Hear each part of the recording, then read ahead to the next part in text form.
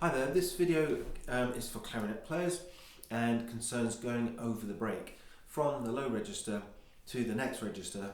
Some people call it the upper register and some call it the middle register, but in essence it is these notes.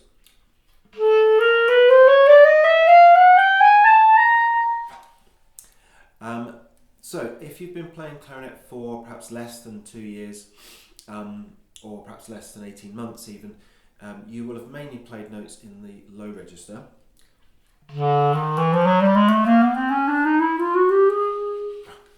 So there's a lot of notes there, but every clarinet player has to grapple with going over the break into the next register at a fairly early stage, and it can be quite off-putting.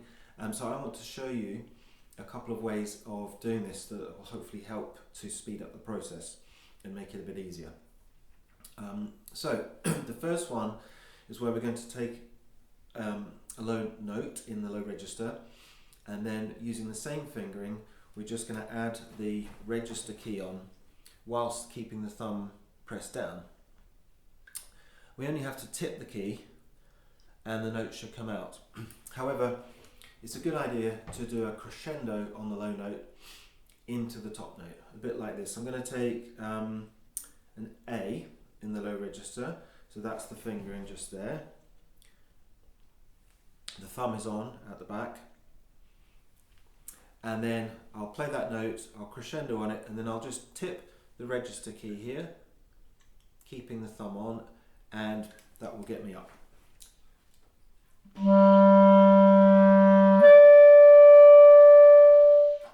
Okay, now you probably didn't hear the crescendo, but I'm so used to doing it, perhaps I didn't do much of one. Let me do it with a bigger crescendo.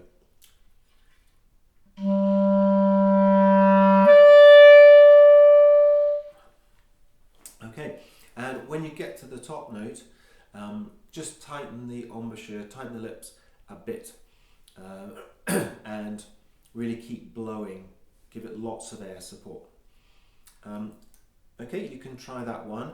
Another note that might be easy to do would be a C, just 1, 2, 3, and the thumb is on. Same procedure.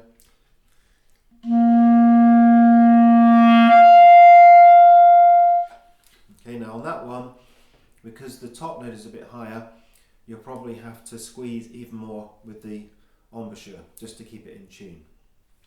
Okay, actually I would advise not worrying too much about the tuning in the first place. It's just the business of getting a top note coming out.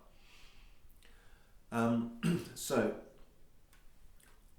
that's the first way to go about it. I should also say that the more fingers that you've got on, the harder this can be, because you've got to make sure all the holes are covered. But this leads me on to method 2, and this is narrowing the gap between the low note and the top note, and we're just going to take a note from the throat notes. Now there's only 4 of them. It's G, A flat, A, and B flat. Okay, just as an aside, B flat is definitely the worst note on the instrument for the tone.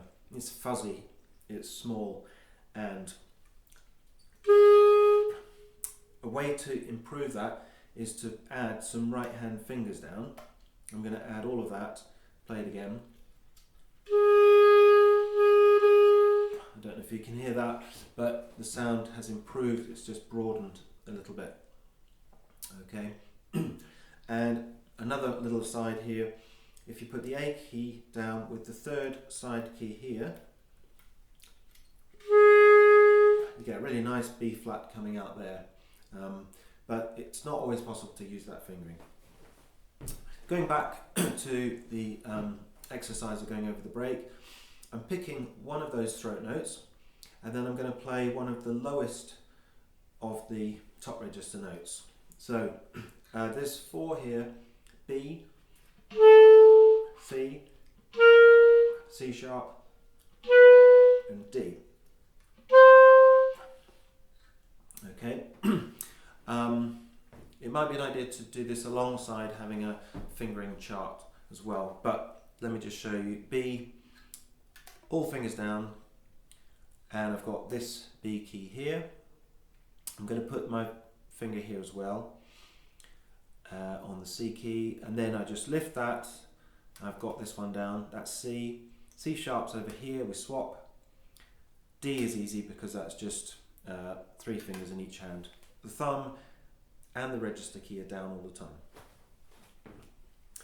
So I'm going to start with, I'm going to pick an A. That's there. That's in the throat register. And then I'm going to pick a C here. That's 1, 2, 3, 1, 2, 3, C key down. Okay, and I'm just going to go between those notes. Okay, but I'm going to use this technique of putting all of the right hand down whilst I play the A, like I showed you before. Do the same thing, a crescendo into the top note, and then it's got more chance of coming out. Now, it's really important that you have all your fingers really well covered for this. If I just remove one finger a little bit,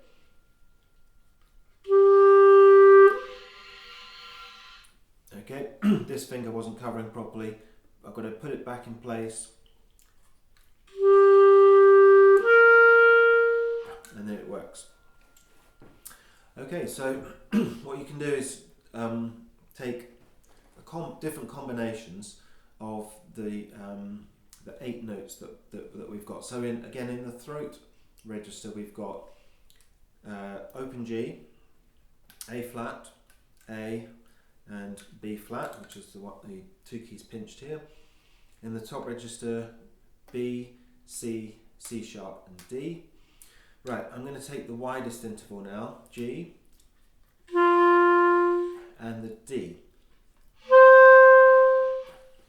Okay, the 2 notes are quite far apart, but I just apply the same technique, doing the crescendo, putting the right hand fingers down for the D as I play the first note, G.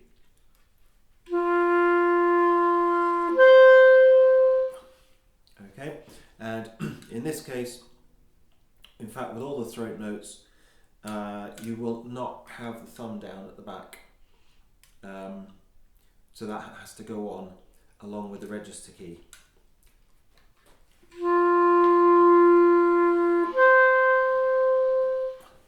Okay, so the technique is to get some right hand fingers down whilst you're playing the lower note, and then you've got less fingers to have to put down as you go up. You'll probably notice as well that all of this has been slurred. You can try them tongued as well, but when you do them slurred, that really shows up if you're getting it smooth. So try these 2 methods, and I hope that helps.